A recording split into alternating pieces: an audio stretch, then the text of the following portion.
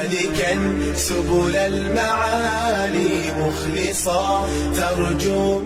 haddii aad rabto inaad horumar gaarto waa inaad wax akhrisaa haddii aad rabto guul waa inaad wax akhrisaa haddii aad rabto maal waa inaad wax akhrisaa طالبا لا تيأسن ففيه عذب المنهل. يا أمتي عهدا بأن أتعلم فعلو شأنك. بسم الله الرحمن الرحيم. لما أمد الصوماليين ميل كستا جوجتان السلام عليكم ورحمة الله وبركاته. سلام قيمة بدن كذب ما أنتم وحن هلكن كسو جيدنا حلقة اللحاد برامج كهم إيه هرمر. برامج كهم إيه هرمر وحن كسو قادناي حلقوين كلا دوان وأنا وقصو هذلناي سيدا بني آدم وكو جاري كرو هرمر بلارين نولشيسا waxaan hadda maraynaa maanta xalqadii lixaad xalqadii lixaadna waxay ku saabsan tahay joogtaynta wax akhrinta yani qofku si uu hormaro waa inuu wax akhriya ummad say u hormarto waa inay wax akhrisaa yani qofkii aan wax akhrin ma hormaraan idan wax akhrinta waa calaamad weyn ee lagu kala yaqaano ummadaha guulaysta iyo ummadaha dib u dhacsanba farqiga u dhaxeeya wuxuu noqonayaa ummadda wax akhrisa iyo ummadda aan wax akhrin ayuu noqonayaa waxaa jirta runtii su'aal weyn oo muhiim ah oo la isweydiinayo oo ku saabsan qofku inuu wax akhriyo waxay ka mid tahay ma daruuri miya oo aad iyo aad ay daruuri u tahay qofku inuu wax akhriyo mase waa kaliya hiwaayad iyo balwad kamida balwadaha caadiga ah ee bani aadamku uu u baahan yahay inuu sameeyo noloshiisa macnaha su'aashaas runtii waxay u baahan tahay in si fiican looga fikiro inta aanan la gelin ka hor wax kale oo tafaasiil laakiin waxaan rabaa intaan ka jawaabin su'aashaas inaan wax yar aan dib u laabanno oo aan fiirino bal in ay wax akhrintu tahay hiwaayad iyo balwad iyo inay tahay daruuro muhiim u ah horumarka noloshayna marka dib u eegto quraanka kariimka ah iyo islaamka marka dib u eegto waxaad arkaysaa quraanka oo la soo dejiyay 1400 sano ka hor oo ah kalaamka Ilaahay subhanahu wa ta'ala oo Jibriil uu soo dejiyay oo Nabi Maxamed uu soo dejiyay alayhi salatu wa salaam kalimadii ugu horeysay ee quraanka kariimka ah يعني marka la soo dejinayo lagu dhawaaqay waxay ahayd kalimatu iqra ma kula tahay marka shakhsiyan in Ilaahay subhanahu wa ta'ala يعني quraankaas uu soo dejiyo oo loogu talagalay hidayatul bashar in bani aadamka lagu hanuuniyo oo dhan ma kula tahay inay ugu horeynayso eray ama kalimo hiwaayad iska ah ama balwad iska ah quraankuna uu ka kooban yahay wax ka badan 77,000 oo kalimo ayuu ka kooban yahay marka kalimadii ugu horeysay inay noqoto kaliya wax hiwaayad ah ama balwad ah oo aanan ahayn daruuro min daruuratul xayaat sidaas ma kula tahay shakhsiyan marka isleedahay wax akhrintu inay daruuro tahay iyo inay hiwaayad tahay waxaan rabaa wax yar aan eegno waxa jira nin la yiraahdo Dr. Raqib As-Sarjani mid kamid ah khubarada cilmiga taariikhda oo aad iyo aad runtii barnaamijkan falaqay weyn u sameeyay wuxuu leeyahay qiraa'ada iyo in wax la akhriyo kaliya ma aha riwaayad laakiin waa tubtii horumarka nolosha yani qofkii raba inuu horumar gaaro ummadii rabta inay horumar gaarto tubtii ay mari lahaayeen inay wax akhriyaan waa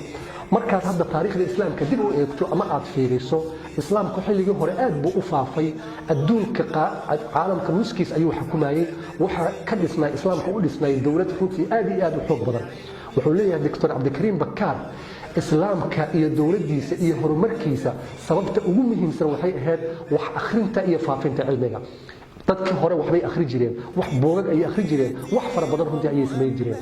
sababta hadda islaamku dib u dhac weyn u sameeyay oo hadda la naqday meel runtii aad u liidato loo laabtana waxa sabab u ah dadkii oo ka tagay inay wax akhriyaan soo ummad allaale ummadii wax akhrisa way hormaraysaa hadda way u jeedaan wadamada reer galbeedka ee wadamadaas oo dhan aad bay runtii wax u akhriyeen meelaha ay ka gaareen cilmiga iyo sayniska iyo wad u jeedaan lan wax akhrinta anagu dib aan u dhacnay sababtoo ah ummatu iqra la taqra ummadii loogu talagalay inay wax akhriso waxba ma akhrinayso ma yani adiga isweydii imisajeer ayaa imisa kitaab ayaa sanadkii akhrisa ma jira iska dhaaf manaahijta iyo waxbarashada iyo iskuulada aada iyo jaamacad intaas oo la iska daa ma jira in aad maktabad tagto buugag soo qirato akhriso fahamto cilmiga ku jira aad ku intifaacdo ma dhacda lacagtaada ma ku bixisaa isweydii aad bay runtii u yartahay aad bay u rabtaa tirakoobku waxay sheegayaan adduunka kale marka la joogay wadamada kale waxay akhriyaan average-ka 48 kitaab ayaa qofka shakhsiga uu akhriya halka caalamka islaamka iyo carabta Soomaalida annaga qofkii hal buug akhriyaba nasiib uu leeyahay ama qaarkood dadku ma akhriyaan magari ahama akhriyaan idan sidee ku hormareenaa qof aan wax akhrinayn sidoo ku hormaraya ummad aan wax akhrinayn sidee ku hormaraysa way adkaanaysaa ummaddu inay hormarto يعني هدي قفك أو صلح آخر لا يتغير ما إسبدل هذا قفك وح آخر لكن إسبدل وين أي نلوشي سرنتي يكون عاية مجرى أما ويرتهي قف معنا للدنيا سامين يشاء أو آخرين وضمان الدنيا يدك وين يتدك تاريخ ذا الرياضة وحي أهي لما نفض بدأني آدو آخرية أو آخرية بوجا أو بوجا لحظة وكسر صار علم جاتني آدي آدو أنفعه إذا أريد إسوي بل ما أنت يطول سنة كذب فرق يكون حين يمحويا هذه هبلا لقولها أم هبلايو إسلا قفك آيات هاي لكن فرقه حواي أنت كتاب أو آخر شيء أنت علم أو ضالعتي أنت مسكح هذا الجشاء وما فرق النغنك إذا قفك وح آخرية وإسبدليا قفك أو وح آخرنا ما إسبدلها هنتي أرنتا سوا أرن آدي آد مهم أو قفك للربو إنه كذا دعوه مركي كذا دعوه كدبنا أو سامين تاس أو قاضي أما أرن تاس أو قاضي وحاجر إنك عنك أو أتقانن أو اللي هذا توماس أديسون وأنك كرنتها إفتين كهذا عن إفتين سنة إلى الدنيا أو أن بشر أو أن الدنيا كنا إفتين سنة أنك سبب هاي اختراع الإنسان كذا مركي أو لمن أنتوا صار لما كهر إياه وحل ويجي محا سبب قوة بولها وين أو نلاش أدجارتي يعني بولها الآن أبدا أو نلاش أدجارتي هي وحيامها الآن اختراع ذي محا له نهاد سبب أيه مركز وكل شيء قال لما الشيء أو كلها هاي وح آخرين عن كلا جعل هين هي الشقاء عن قصة الهين labadaas ayaa u aaleynaya ayuu leeyahay guulaha hadda aan gaaray iyo meelaha aan joogo idan ficlan qofku inuu wax akhriyo waxay aad iyo aad ugu saameynaysaa noloshiisa ayay saameyn ballaaran oo aan caadi ahayn ayay ku noolaanaysaa dad badan waxay aaminsan yihiin ama ay dhaheen ama dad badan runtii alla sheekaysa waxay dhaheen haddii aan wax akhrino waan hilmaamayna وإنسانك بني آدمك وهلمان بدني هاي وصح وصورة قل قفك إنه وحو أخرية أو هلمامه لكن وحد أجاتا أما خبرة أدوك ووين كنت أبي أجاشة كيان إن قفك وح أخرية لبش شيء أو آد مهم وأحياء وهرية هدي حتى وحك ومن أو هلمامه لبدا شيء مثيهم وحكمة إيه أركت فوقان haddii aad akhriso buuggaas xigmadna ku jirta oo dhan maskaxdaada ayay ku haraysaa waana adeegsan doontaa noloshaada qaybo kala duwan ayaa runtii aad iyo aad u adeegsanaysaa idan xikmad qofkii raba inuu xikmad yeesho waa inuu wax akhriyaa yani xikmadda iyo aragti fogaanku waxay ka timadaa inta buug iyo inta kitaab oo runtii aad akhrisay ayay ka imaanaysaa idan isku soo duuduub hadalka macnihiisu muxuu noqonayaa haddii aad rabto inaad horumar gaarto waa inaad wax akhrisaa haddii aad rabto guul waa inaad wax akhrisaa haddii aad rabto maal waa inaad wax akhrisaa haddii aad rabto in aad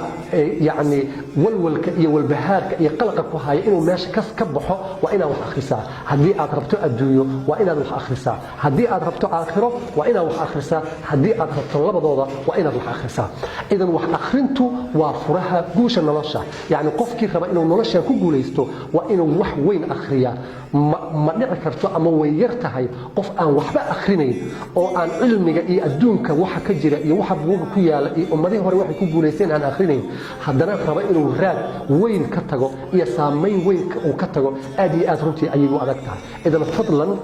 dardaarankaynu wuxuu yahay inaad maanta laga bilaabo biri ma ahan maanta laga bilaabo inaad go'aan qaadato si aad horumar u gaarto waa inaad wax akhrisaa wax kale haddaad weyso hal kitaab akhri bishii 12 kitaab sanadkii akhri taas oo saameyn ku yeelan karta haddii aad badi karto 24 48 konton kitaab sanadkii aad akhri karto aad iyo aad ayay ka fiican tahay mar kasta oo wax akhriso mar kasta oo horumarkaaga iyo guushaadu ay sare u kacdo ayay noqonaysaa waa Ustaad Mas'uud Weheliye oo idin rajaynaya nolol raaxo leh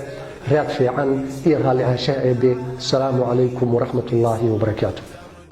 منزلي شمر وكن للعلم دوما طالبا لا تيأسن ففيه عذب المنهل يا أمتي عهدا بأن أتعلم